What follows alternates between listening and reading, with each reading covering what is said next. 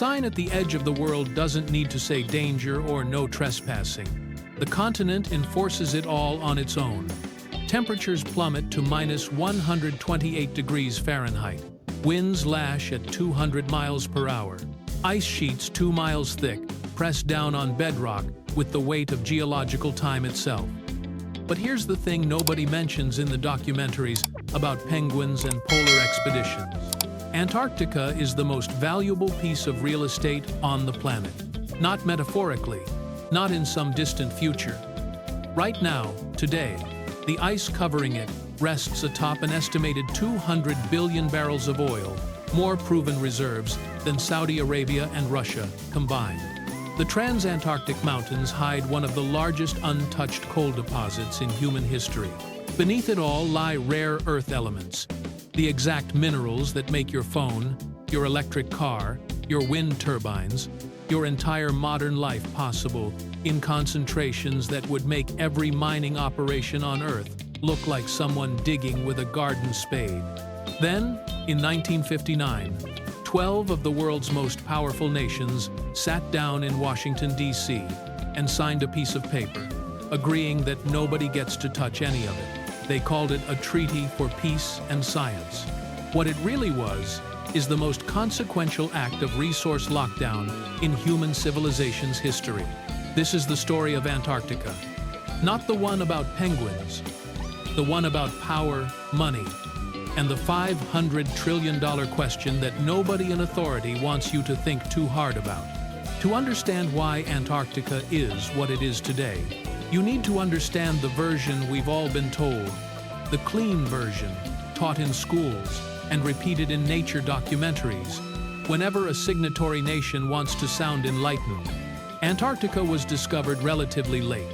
Russian explorer Fabian von Bellingshausen spotted the continental ice shelf in 1820. British naval officer Edward Bransfield is credited by some historians with sighting the Antarctic Peninsula around the same time. American sealer Nathaniel Palmer was in the area too.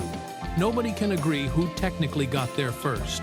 Fitting, really, because Antarctica's modern history is a story of competing claims papered over with the language of cooperation. For most of the 19th century, Antarctica was the domain of sealers and whalers, drawn to the waters teeming with fur seals and southern right whales. They hunted both species to the edge of extinction within decades.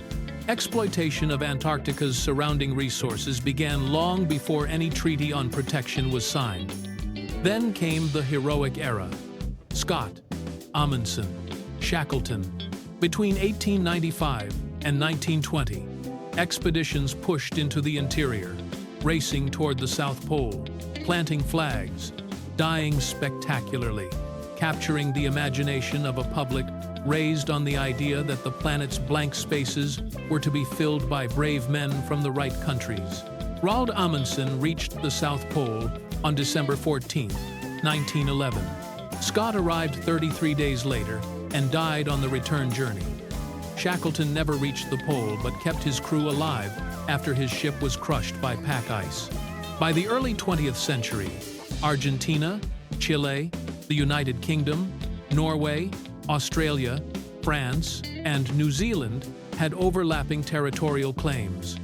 The Antarctic Peninsula had 3 nations claiming the same land simultaneously. Then came the International Geophysical Year of 1957 to 1958, a coordinated scientific program involving 67 countries. 12 of those nations had established Antarctic research stations. At the end, those same 12 sat down and negotiated the Antarctic Treaty, signed in Washington on December 1, 1959. The treaty designates Antarctica as a continent for peace and science. It prohibits military activity and nuclear testing, sets aside territorial sovereignty, and guarantees freedom of scientific research. In the official story, it's humanity's great diplomatic achievement. Cold War rivals, the United States and Soviet Union, agreeing to preserve an entire continent for peaceful scientific cooperation. But the story leaves out what everyone really knew before the diplomats sat down. The geologists had already done their homework.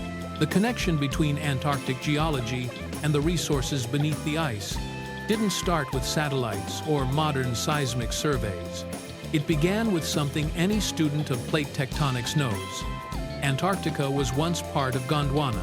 Gondwana included South America, Africa, Australia, India, and Antarctica, before continental drift pulled them apart. The same geological formations that produce southern Africa's mineral wealth extend into Antarctica. The formations that generated oil and gas in the southern Atlantic basin continue under the ice. This was not a secret in 1959. Early expeditions had already revealed coal seams in the transantarctic mountains. Coal doesn't form in polar conditions, it forms in warm, tropical environments, meaning Antarctica once sat in a warmer latitude. That same geological complexity signals the potential for other valuable deposits. By the 1940s and 50s, seismic surveys had begun revealing significant oil and gas indicators beneath the continental shelf. The U.S. Geological Survey estimated in 1990 that the shelf could contain as much as 200 billion barrels of oil. Other estimates range from 36 billion to 500 billion barrels. For context, Saudi Arabia's proven reserves are around 267 billion barrels, and the entire Middle East holds roughly 800 billion barrels, developed over decades of intensive drilling. Antarctica has never been drilled, not once. Those estimates are based on geological inference, not wells. Nobody knows the real number. What the geologists in 1959 knew, and what the diplomats knew, the geologists knew, is that the number was very large. Large enough that whoever controlled Antarctic resource rights in the future would control something of extraordinary economic and geopolitical significance. This is the context in which the Antarctic Treaty must be understood, not as spontaneous idealism, but as a preemptive act of resource governance by nations in position to act. Look at the 12 original signatories: the United States, the Soviet Union, the United Kingdom, France, Australia, New Zealand, Norway, Argentina, Chile, Belgium, South Africa, Japan. What do they have in common? Everyone was either a wealthy, industrialized nation dominating the global economy in 1959, or a nation with direct strategic and territorial interests in Antarctica. Not one is from the developing world in any meaningful sense. Not one from South or Southeast Asia beyond Japan. Not one from the Middle East or Central Africa. Everyone had the technological, naval, economic, and political capacity to eventually exploit Antarctic resources. This is not coincidence. This is selection. By 1959, decolonization was accelerating. India gained independence in 1947. Ghana became the first sub-Saharan African nation in 1957. The United Nations was debating permanent sovereignty over natural resources, asserting every nation's right to control and benefit from resources within its territory. The Antarctic Treaty was signed in December 1959.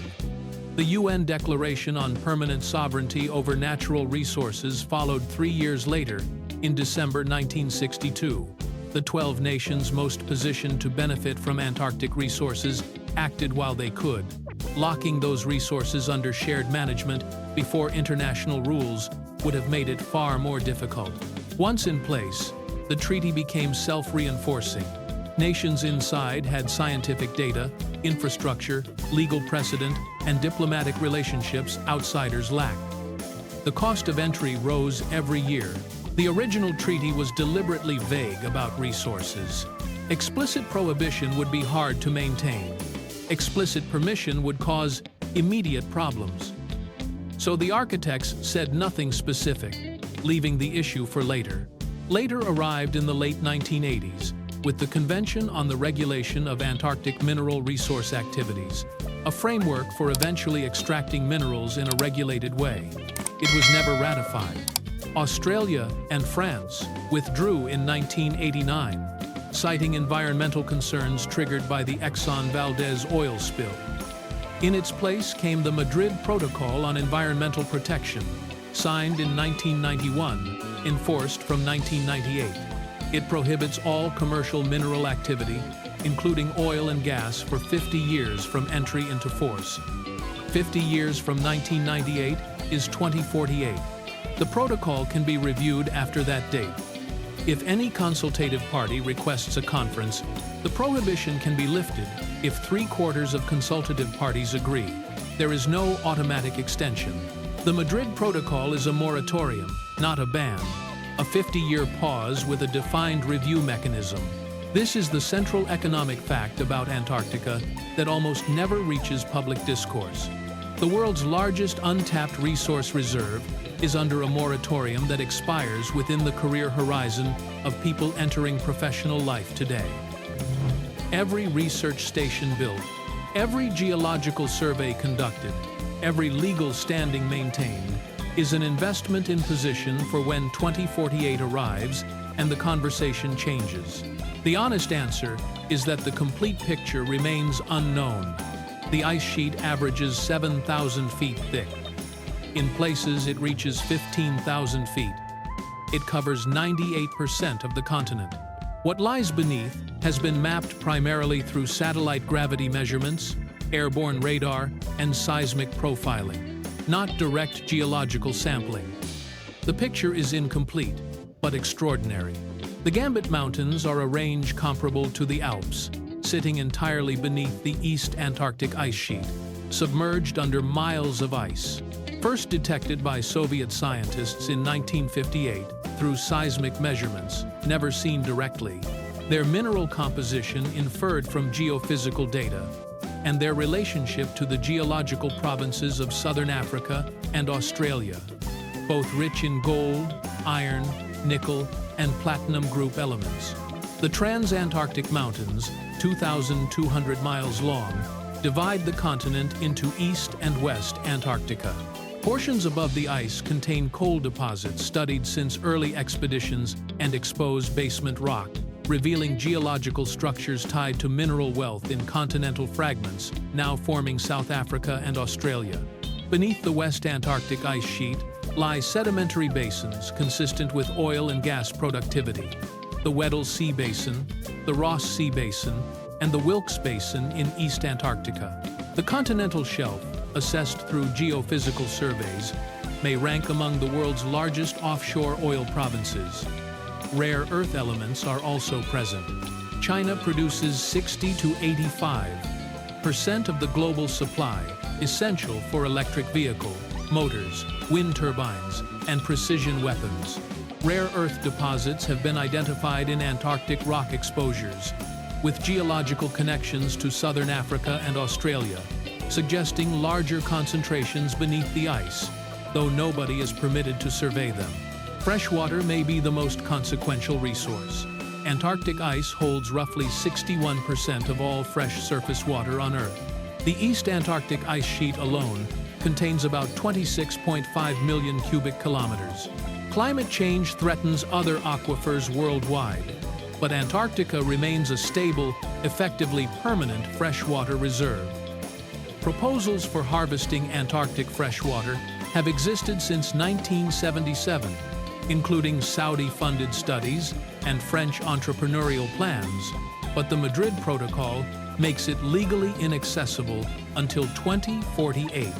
China, taking the 2048 question seriously, has built 5 permanent research stations since joining the treaty as a consultative party in 1985, including a new station completed in 2024, giving it year-round presence in East Antarctica. It now surpasses any European nation in permanent stations and has commissioned 2 dedicated ice-breaking research vessels, expanding its operational capacity. Russian presence is similarly robust, including Lake Vostok, the largest subglacial lake, isolated for 15 to 34 million years, penetrated in 2012, with results not fully published. All major powers follow a pattern: sustained presence, extensive data collection, legal standing, and long-term orientation, only explainable if 2048 matters. The Antarctic Treaty has prevented military conflict and enabled genuine scientific cooperation. producing important contributions to climate science, oceanography, and Earth's history, while environmental protections preserve a continent untouched by industrial degradation. Yet the governance structure concentrates authority over the world's largest untapped resource reserve in the hands of a small group of wealthy nations. That structure was designed before legal and political frameworks could challenge it, functions to advantage nations positioned in 1959, and operates under a moratorium that expires in less than 25 years. After that, the conversation changes, and the nations investing in Antarctic presence are preparing, while others are not. The environmental narrative, framing Antarctica around penguins, ice cores, and heroic explorers, effectively masks the $500 trillion question: who will benefit? Antarctica is carefully managed, not untouched. Governance, not geology alone, determines outcomes. Decisions made by those present today, station by station, survey by survey, diplomatic relationship by diplomatic relationship, shape the future. The stakes include oil, minerals, rare earths, and freshwater resources that could redefine energy independence, industrial dominance, and global water security. All of this is possible within decades. The story is still unfolding, and what happens by 2048 will shape the planet. Remember to comment, like, and subscribe if you want to follow more stories like this, where the hidden currents of geopolitics, resources, and power intersect with history.